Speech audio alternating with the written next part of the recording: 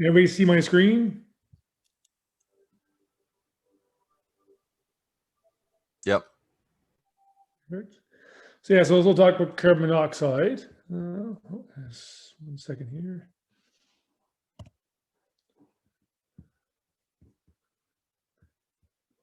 There you go. Yeah, so it's kind of a case that came up. So I'm gonna start with going over a case, then we'll kind of talk about a few kind of things. I know most of us probably know most of the basic kind of stuff, but just a few, I got key points I got brought from this case that might be good for learning purposes. So it's a 19-year-old male. His chief complaints altered level of consciousness. He registered at 10 o'clock in the morning. Valve signs are there, so he's tachycardic. His GCS is reduced, so GCS of 8. Sats are down 95% of room air. Story goes, 19-year-old male found in the car by the RCMP unconscious. Bottle of beer in the car. So I think that's kind of where they're heading with it at first. Responds only to painful stimuli. At arrival at the ER, only responds to painful stimuli. Vomited ×2. So this is the EP, the emergency physician's note. Pupils equal responsive. Chest clear, good air entry. Normal chest, normal heart sounds. Abdomen soft. They say will regain consciousness, but non-verbal. Only yes or no answers. Not really much more mentioned for neuro exam. Some lab work was done. So see increased white count and see what that Shirley County this presentation was. You got a gas, you got acidosis there. Metabolic acidosis. These look pretty good. Oh. Sorry, something's up. Computer's not working. Sorry, guys. Oh.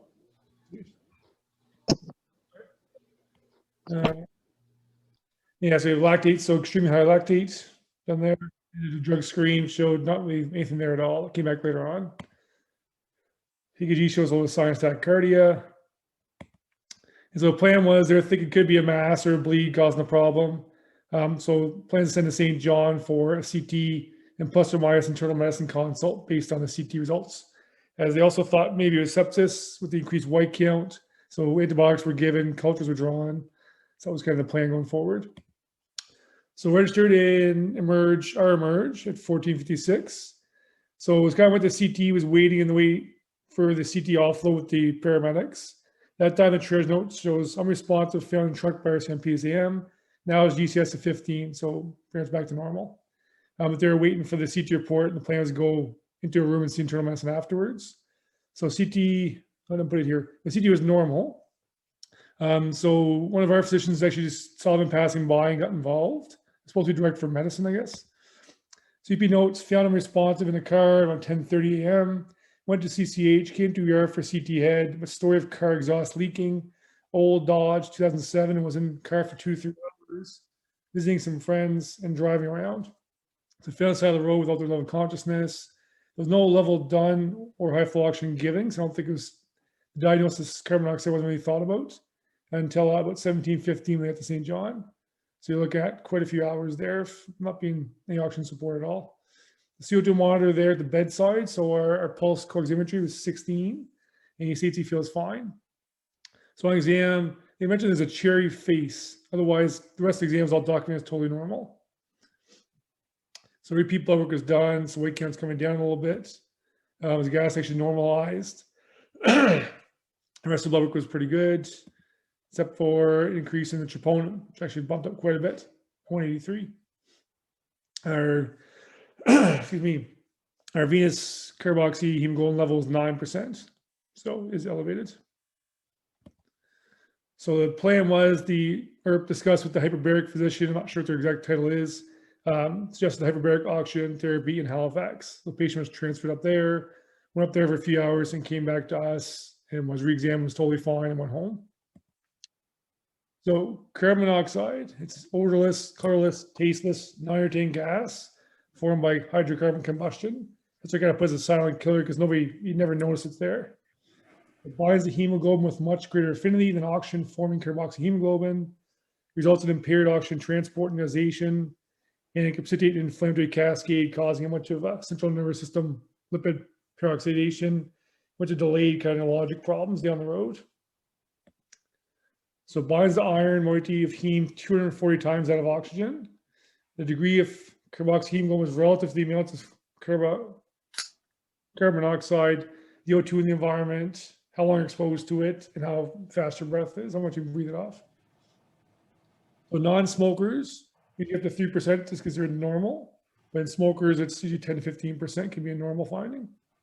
The half-life just on room air is about 250 to 320 minutes. Oops. They've got some high flow non-rebreather 100%, it's 90 minutes. And then 100% hyperbaric oxygen drops down to 30 minutes. The signs and symptoms you'll see, usually mild and moderate. Headache is the most common thing you're going to find. You always got to kind of think this back in your mind. These people come in, maybe altered a bit, just this non-specific headache. You need to ask fewer questions kind of around the situation to see if it could be a possibility. Malaise, nausea, dizziness. Cherry red kind of appearance of their lips or skin. It can be there, but it's an insensitive sign, I guess. So severe, they actually get seizures, syncope, coma. They actually get myocardial ischemic kind of changes, arrhythmias, pulmonary edema, and a profound lactic acidosis. That's the first case of what we found with that guy. So with the myocardial injury, it'll increase the long-term mortality. So this kid here first, actually he's only 19 years old, because he actually had all the troponins. So actually signs of myocardial injury, his long-term mortality with those actually increases 24% more than a baseline kind of person of his age. It's actually 2 times mortality with an MI. So if you actually, with this injury kind of thing, than a person with no myocardial injury. So with the carbon monoxide patients, so say you have myocardial injury versus not, with the carbon monoxide with the history, it triples the mortality. So it's a huge kind of outcome down the road, I think, for long-term problems. You also get this delayed neuropsychiatric syndrome. So up to 40% with significant exposure, if you're going to meet this young fellow here. Again, start 3 to 230 days after the apparent recovery.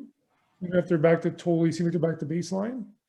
Usually within 20 days, it can actually persist for a year or longer when it presents itself. It doesn't correlate very well with the levels themselves. You don't have to have significant high levels to actually have these outcomes. You just more with a level of loss of consciousness, more with myocardial injury, or more kind of end-organ damage than the levels themselves. You get cognitive deficits, you get personality changes, you get movement disorders, almost like Parkinsonian kind of stuff, or you can have even focal neurologic deficits.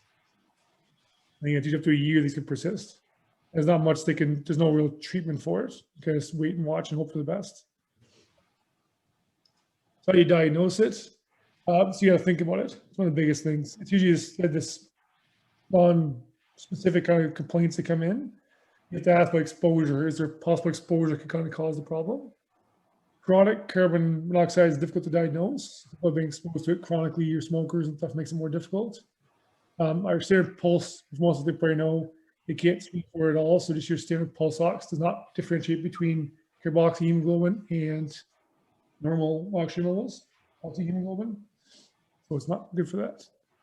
Non-invasive pulse coximeters have questionable accuracy. But I didn't know we have it in the eMERGE, which it seems to equate just talking anecdotally to people. I had one actually 2 days ago that came in with intentional kind of exposure, locked himself in the car with the taped up the windows with the tube from the back exhaust. His bedside levels were 3%, and the serum levels were 5%. So it seemed to equate pretty well. I haven't been here, so not much garbage. Nope. Where's it going to be mute? But from reading kind of more stuff up to date in the research, it says that they're actually not very reliable. So hard to say. The gold standards actually look for levels on your gas, your venous gas or arterial gas.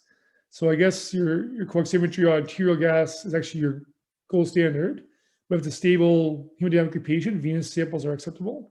But if they're unstable, we should be doing arterial blood gas, I guess. I didn't get a chance to talk to the lab and see, but curious kind of see what they see on that. Treatment, so oxygen. So high flow oxygen right away, absolutely not rebreather, regardless of what their O2 sats are or what their PO2 beyond their gas, you still get an oxygen level. So high full oxygen will increase the half-life and get rid of the carbon dioxide hemoglobin. And plus or minus intubation based on level of consciousness. So obviously ABCs, if they're obtunded and they can't breathe on their own, they're getting intubated for support. So hyperbaric oxygen. So kind of the indications for hyperbaric. If you have a carbon dioxide level greater than 25%, or if it's greater than 20% if they're pregnant at any time, positive loss of consciousness, they have a severe metabolic acidosis, so pH less than 7.1, or there's a concern for enduring ischemia. So they had chest pain, EKG changes, if their mental status changes, seizure, neurological kind of changes, stuff like that would be kind of an indication for hyperbaric. So ideally you want to begin within 6 hours. You should have at least one treatment, I guess it says 2.5 atmospheres to 3.3 atmospheres to reverse the acute effects with the possible further treatments for limitation and prevention of kind of chronic sequelae. So like that obviously be kind of the call of the treating physician in Halifax. But a lot of times if they're having acute symptoms, you want to get up there as soon as you can. But even like this kid here we have is totally back to baseline exam-wise. He's had a bunch of features that show increased risk for chronic changes, chronic problems. So that's why he headed to Halifax for that reason. They say a benefit post 12 hours unproven, but he was still, I think, 12 hours out and they still did it with him. So only the downside to it, so they still do it. I spoke with the doctor in Halifax that was covering for this. They seem very eager and approachable with any questions at all. They shut off their cell phone, so I called them back for just a recheck. Because after talking to them, this kid went up to Halifax, got his treatment, came back down, repeated the troponins that actually were trending up. So I called them back to kind of discuss, do we do anything with this? They said nothing you can do. You don't even bother trending the troponins because it doesn't change their outcomes. It's just if they have a positive trope pump, it's just more of a increased risk for more problems down the road. There's nothing you can do with it, unfortunately. And yeah, I'm not sure if there's more than one on there. There must be a few. But they sent back to the detailed consult note, which is fantastic. I explained the process of why they're doing the treatments and chronic poisonings and why you do it, indications. So it was great. So it's quicker than I thought it was going to be. So take-home points, pretty much just think of it, you're going to miss it. A lot of times you come in just these kind of general malaise or headaches, or not feeling well. And then our hyperbaric event, even if they come back and they're totally symptomatic, back to baseline, this still could be a role for hyperbaric. So I look at the features, those criteria, if it's greater than 25%, lost consciousness, and organ damage, or even just talk to the specialist on call and run it by them and see if it'd be worthwhile. All right, guys. So a little quicker than I thought. Any questions about that at all? Discussion?